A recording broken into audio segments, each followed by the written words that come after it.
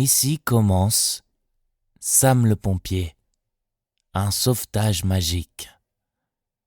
De Mattel, lu par Jake Meniani. Pour Saga. C'est une grande journée pour Nicolas. Il a décidé de faire un film. Alors que Marie est chargée de la caméra, c'est-à-dire le téléphone de son papa, Mathieu et Sarah réalisent les effets spéciaux avec Nicolas, le grand magicien. Vous allez voir, la prochaine scène va être extraordinaire, raconte-t-il à ses copains, dans le train qui les amène vers les montagnes de Pontypandy. Quand je posterai mon film sur Internet, vous n'en reviendrez pas. Rapidement, il sort de son sac à dos la chemise de nuit qu'il a empruntée à sa maman, sans lui avoir demandé la permission, le coquin. Puis, Nicolas attache le vêtement déguisé en fantôme à son cerf-volant et le laisse s'envoler par la fenêtre du train. Ouhou! L'effet est spectaculaire et effrayant. Enfin, presque. Marie, Mathieu et Sarah se moquent gentiment du grand magicien réalisateur. « Comment veux-tu que la chemise de nuit de ta mère, avec un ballon blanc à la place de la tête, fasse magique ?»« Ce n'est pas ça du tout. Vous n'avez rien compris, » se vexe Nicolas.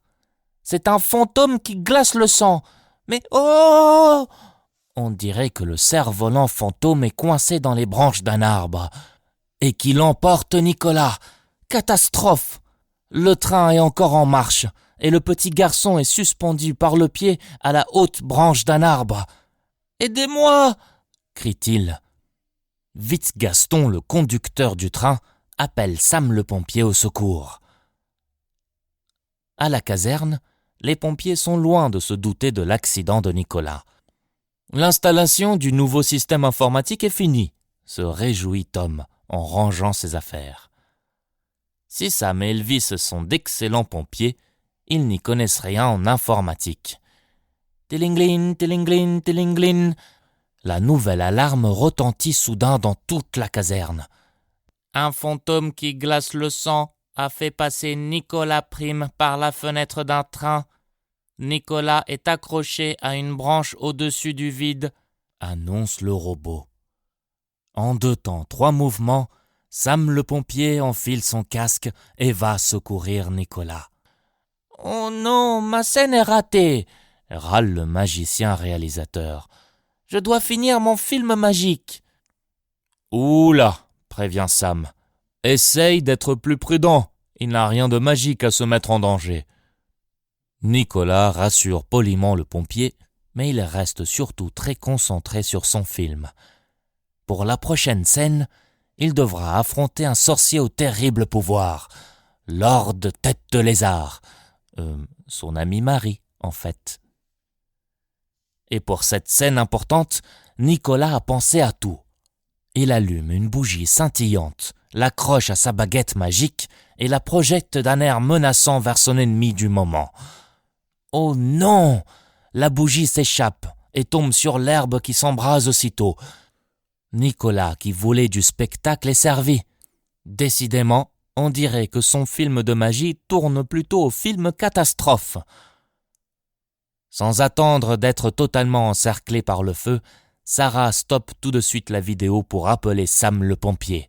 « Allô, la caserne de Pontypandy ?» demande-t-elle. « Venez vite nous aider, s'il vous plaît !» Finalement, cet appel à l'aide ne tombe pas si mal pour les pompiers. Le commandant Steele est en train de s'énerver sur l'ordinateur, dont le nouveau logiciel ne lui plaît pas. Mais alors, pas du tout.